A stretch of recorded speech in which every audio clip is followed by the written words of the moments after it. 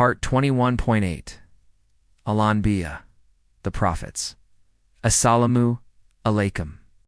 Welcome back to Sufi Essence with Hammad Syed. Our journey through the sacred wisdom of Surah Al-Anbiya continues. And with each new part, the verses unfold like a magnificent scroll of divine truth. We have explored the purpose of creation, the undeniable reality of death, and the tests we endure in this life.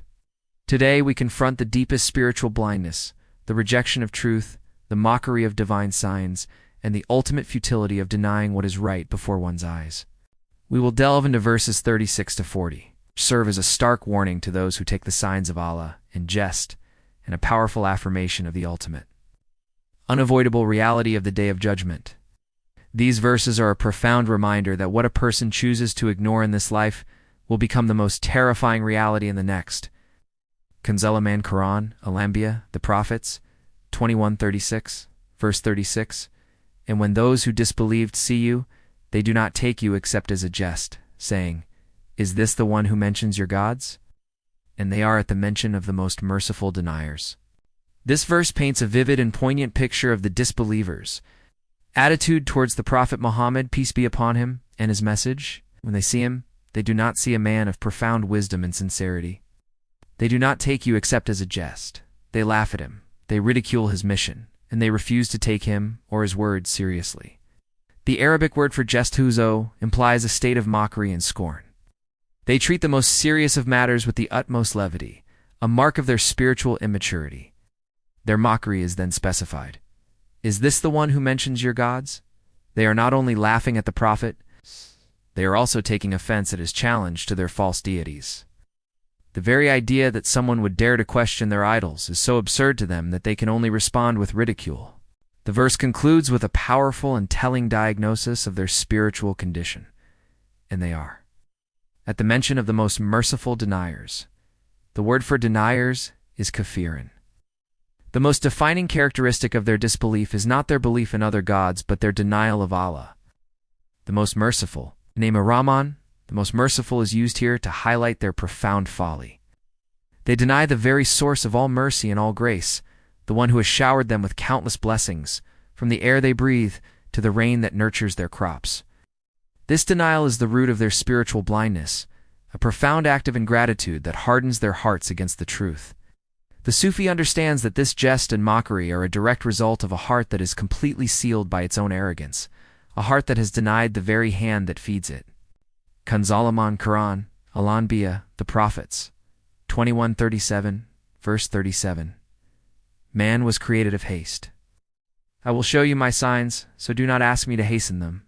This verse is a direct and powerful response to the disbelievers' repeated demands for immediate signs and punishments. It opens with the profound statement, man was created of haste, or kulakol insanu min, ajal. The Arabic word ajal means haste, urgency, or impatience. This is a fundamental aspect of human nature. We are inherently impatient, always wanting immediate results, immediate gratification, and immediate proof. This impatience is a great spiritual flaw, a lack of trust and patience in divine timing and wisdom. The disbelievers in their impatience wanted the punishment they were warned about to be brought forth immediately. Allah's response is both merciful and firm. I will show you my signs, so do not ask me to hasten them. The signs are coming. But they will come in their appointed time according to Allah's perfect plan. The Day of Judgment is a reality, but it will not be hastened by human impatience. The verse is a profound lesson for all of us, a call to cultivate the spiritual virtue of patience, somber. The path of faith is not a race for immediate rewards. It is a marathon of perseverance and trust. Sufi understands that divine signs are not for the impatient, but for those who can wait, who can reflect, and who can trust in the ultimate wisdom of their Creator. Quran, Al-Anbiya, the Prophets, 21:38, verse 38. And they say, when will this promise be, if you are truthful? This verse records the disbelievers' direct challenge to the Prophet, peace be upon him. It is their response to the promise of resurrection and judgment. The question, when will this promise be, is a manifestation of their deep-seated doubt and their persistent mockery. It is not a sincere question. It is a sarcastic taunt, a way of saying, your promise is a lie. for we see no sign of it. They use the phrase, if you are truthful, as a final jab, a final attempt to discredit the prophet's mission. Their question is rooted in their worldly, linear sense of time, failing to grasp the eternal nature of the divine promise. They measure the truth of a prophecy by its immediate fulfillment in their own lifespan, a profound intellectual and spiritual error. Kanzel Iman, Quran, Al-Anbiya, the prophets. 21:39, verse 39. If only those who disbelieved knew the time when they will not be able to ward off the fire from their faces and their backs, nor will they be helped. This verse delivers a chilling and powerful response to the disbelievers' mockery and impatience. It is a moment of divine revelation that gives us a glimpse into the terrifying reality they are so arrogantly denying. The verse begins with a conditional statement. If only those who disbelieved knew, ... If they had even an iota of knowledge about the reality of the hereafter, their mocking would immediately cease. The reality is that they will not be able to ward off the fire from their faces and their backs. This is a terrifying image of total helplessness, complete lack of any protection from the consuming fire of hell. They will be surrounded by it, unable to escape or defend themselves. The final part, nor will they be helped, seals their fate. No intercession, no worldly ally, and no false deity will be able to offer them any assistance. This is the moment when all their arrogance and pride will vanish, replaced by absolute and utter despair. This verse is a profound and urgent warning, a wake-up call to those who think the Day of Judgment is a joke or a distant fable. Hadith. A powerful hadith from Sahih Muslim, Book 40, Hadith 66, perfectly complements this verse. The Prophet, peace be upon him, said, "The lowest of the inhabitants of hell will be a man who will have 2 sandals of fire, the heat of which will make his brains boil like a pot. He will think that no one is punished more severely than him, but he is the one who is the lowest of them." This hadith gives a terrifying, tangible sense of the punishment, highlighting the immense suffering that even the least punished of the denizens of hell will experience. It serves as a stark warning to anyone who takes the Day of Judgment lightly. Kanzel, Iman, Quran, Al-Anbiya, the prophets, 21:40, verse 40.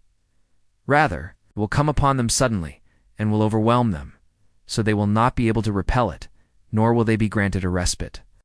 This final verse in our segment is a powerful and definitive conclusion.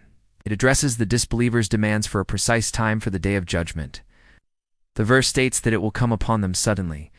The Arabic word batatun means suddenly, without warning. This is a crucial detail. The Day of Judgment will not be preceded by a long, drawn-out countdown that allows people to prepare at the last moment.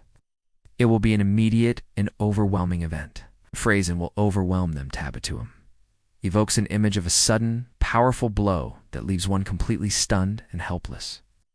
They will be caught completely off guard, their lives continuing in their state of heedlessness until the very moment of their reckoning.